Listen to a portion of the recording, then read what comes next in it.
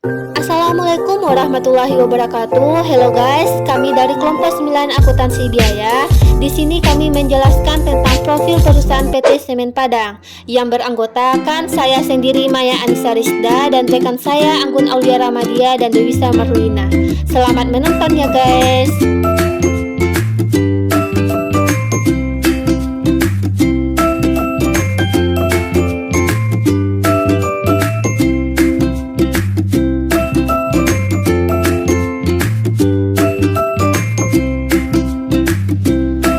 Bagian pertama yaitu profil perusahaan PT Semen Padang.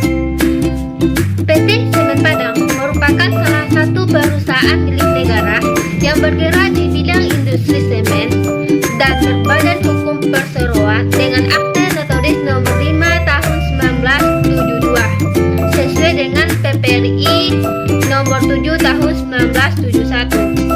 PT Semen Padang ini didirikan pada tanggal 18 Maret 1910 di Indarum yang dulunya bernama NV Netherlands Indies Portland Cement Mechanicks, biasa disingkat dengan NVNIPGM. Bagian kedua yaitu produk yang dihasilkan. Namanya saja PT Semen Padang, berarti memproduksi produk berupa semen. Kita tahu bahwa tidak semua semen bisa digunakan untuk membuat bangunan. Ada beberapa jenis tertentu semen yang bisa digunakan oleh berbagai bangunan. Nah, PT Semen Padang ini juga memproduksi beberapa tipe semen. Yang pertama, semen Portland. Semen Portland ini terdiri juga beberapa tipe. Tipe pertama untuk konstruksi umum, tipe kedua untuk konstruksi bangunan dari beton massa, tipe ketiga digunakan untuk konstruksi bangunan yang memerlukan kekuatan tekan awal tinggi pada masa fase permulaan setelah peningkatan terjadi, dan tipe keempat dan kelima lebih tepat digunakan untuk konstruksi bangunan-bangunan pada tanah atau air yang mengandung sulfat. Jenis kedua dari semen yang dihasilkan oleh PT Semen Padang yaitu Portland Composite Cement. Semen ini dapat digunakan luas untuk konstruksi umum pada beton. Yang ketiga yaitu Super Masonry Cement. Semen ini lebih tepat digunakan untuk konstruksi perumahan, gedung, jalan, dan irigasi yang struktur betonnya maksimal. Nah, biasanya orang yang mau membuat rumah biasanya menggunakan semen jenis ini, yaitu Super Masonry Cement.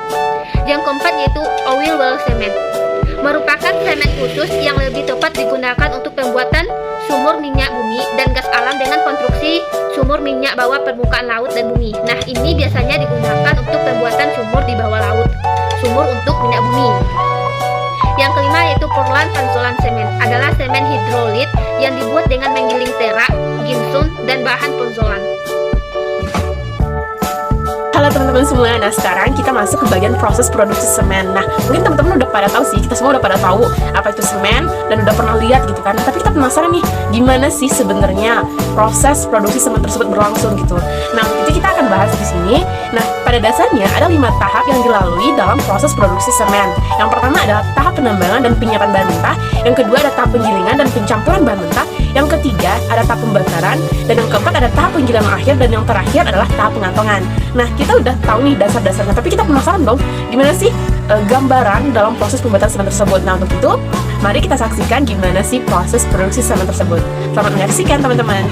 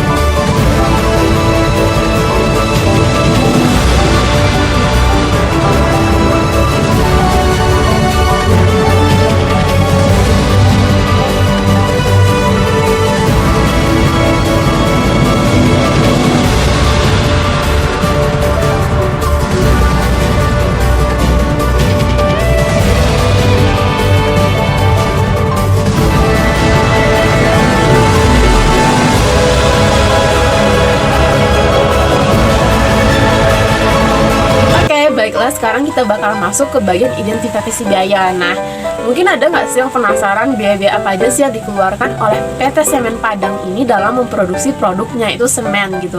Nah, pada umumnya sih ya, biaya-biaya yang dikeluarkan oleh PT Semen Padang ini sama seperti perusahaan-perusahaan semen lainnya, yaitu baik seperti biaya bahan baku, biaya tenaga kerja langsung, ataupun BOP-nya. Nah, kita bakalan telusuk nih secara satu persatu, mulai dari biaya bahan baku, biaya tenaga kerja langsung, ataupun BOP-nya. Nah, untuk biaya bahan baku sendiri, untuk PT Semen Padang biasanya terdiri dari tanah liat, batu silika, pasir putih, gipsum, batu kapur. Nah, untuk nominalnya teman-teman bisa lihat pada gambar yang kami tampilkan. Nah, kami punya referensi nih dari tahun 2013 sampai 2015. Nah, kira-kira itu adalah anggaran yang dikeluarkan oleh PT Semen Padang dalam memproduksi semen tersebut.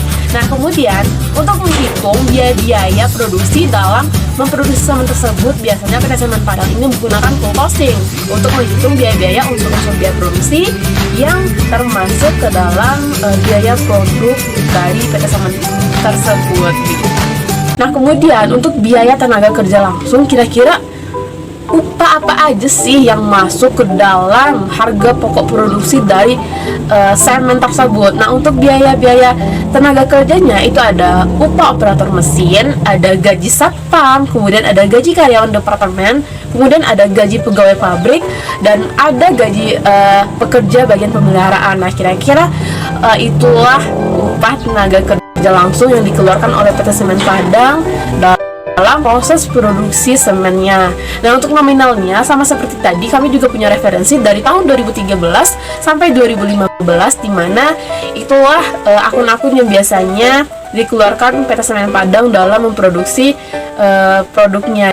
Nah, kemudian kita masuk ke dalam BOP atau biaya operator pabrik. Nah, kira-kira dalam memproduksi semen tersebut ada beberapa biaya operator pabrik yang termasuk ke dalamnya, yaitu seperti bahan bakar, upah tenaga, terus energi listrik, pemeliharaan, depresi, penyusutan ataupun amortisasi, kemudian ada pajak dan asuransi, kemudian ada biaya untuk urusan umum dan ada yang kantor, kemudian ada biaya atau upah pengangkutan bahan baku ke pabrik, dan yang terakhir ada biaya untuk kertas semennya atau pembungkusnya begitu. Nah, jadi teman-teman, kira-kira itulah identifikasi biaya yang terdapat pada perusahaan PT Semen Padang. Nah, jadi untuk PT Semen Padang ini dalam menghitung biaya-biayanya itu menggunakan rumus full costing atau menghitung semua unsur-unsur biaya yang terdapat dalam proses produksi semen tersebut.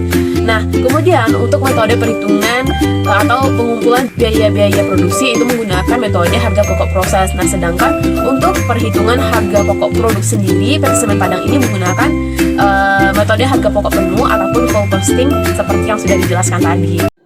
Selanjutnya yaitu klasifikasi biaya.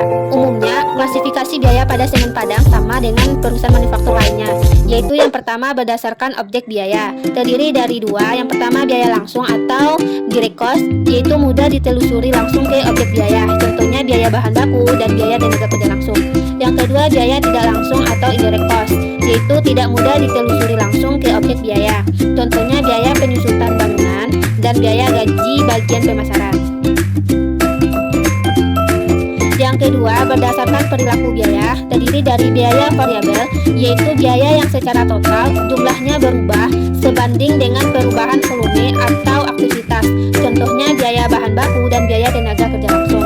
Yang kedua, biaya semi variabel, yaitu biaya yang secara total berubah tetapi tidak proporsional dengan perubahan volume aktivitas.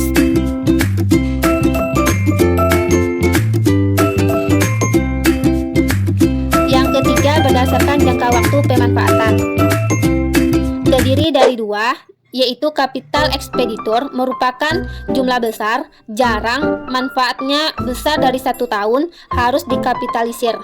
Yang kedua, revenue ekspeditur, jumlah tidak material, sering, manfaat jangka waktunya pendek, diakui sebagai beban pada periode berjalan. Yang keempat, berdasarkan tujuan pengambilan keputusan, terdiri dari beberapa bagian. Yang pertama, relevant cost, yaitu biaya masa datang yang berbeda untuk tiap alternatif keputusan. Yang kedua, yaitu irrelevant cost, yaitu biaya masa datang yang tidak berbeda untuk tiap alternatif keputusan.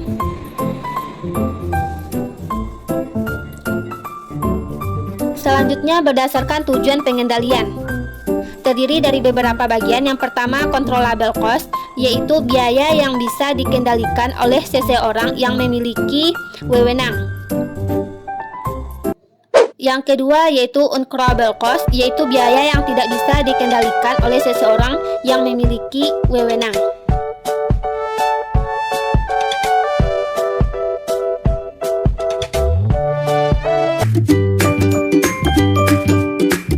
Baiklah, sekarang kita masuk ke bagian laporan harga pokok produksi. Nah, seperti yang teman-teman lihat, sudah kami tampilkan untuk laporan harga pokok produksi dengan periode akuntansi yaitu tahun 2013, di mana di sana terlihat untuk biaya bahan baku awal yaitu sekitar 129 miliar dan pembelian bahan baku yaitu sekitar 139 miliar. Dan untuk bahan baku akhir juga diketahui yaitu sebesar 5.250.000. Kemudian untuk biaya tenaga kerja langsung yaitu ada sebesar 46 miliar dan untuk BOP-nya yang sudah dirincikan sebagaimana berikut seperti bahan kimia 20 miliar, gaji satpam 58 miliar, gaji pegawai pabrik 58 miliar, kemudian gaji pengawasan pabrik 49 miliar, pekerjaan bagian pemeliharaan 55 miliar, pemeliharaan 271 miliar, penyusutan dan amortisasi 133 miliar, pajak dan asuransi 33 miliar, energi listrik 333 miliar, kemudian bahan bakar 551 miliar. Maka didapatlah jumlah BOP semuanya yaitu sekitar 1,5 triliun. Dan didapatlah jumlah biaya produksi selama periode adalah 1,8 triliun.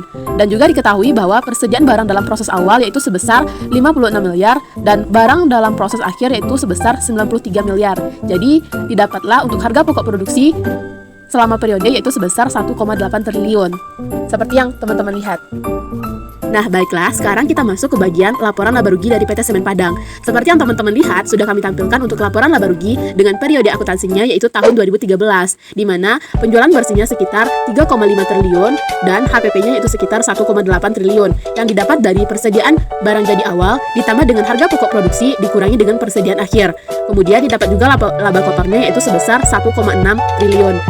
Kemudian juga akan dikurangkan dengan beban operasional yang terdiri dari beban penjualan dan beban administrasi umum, yaitu sebesar 211 juta dan di mana akan didapatkan laba usaha menjadi 1,6 triliun. Kemudian juga akan ditambahkan dengan pendapatan keuangan dan dikurangkan dengan beban keuangan dan bagian rugi bersih entitas asosiasi, di mana didapatlah laba bersih sebelum pajak penghasilan yaitu sebesar 1,6 triliun. Jadi, itulah laba yang diperoleh oleh PT Semen Padang selama tahun 2013.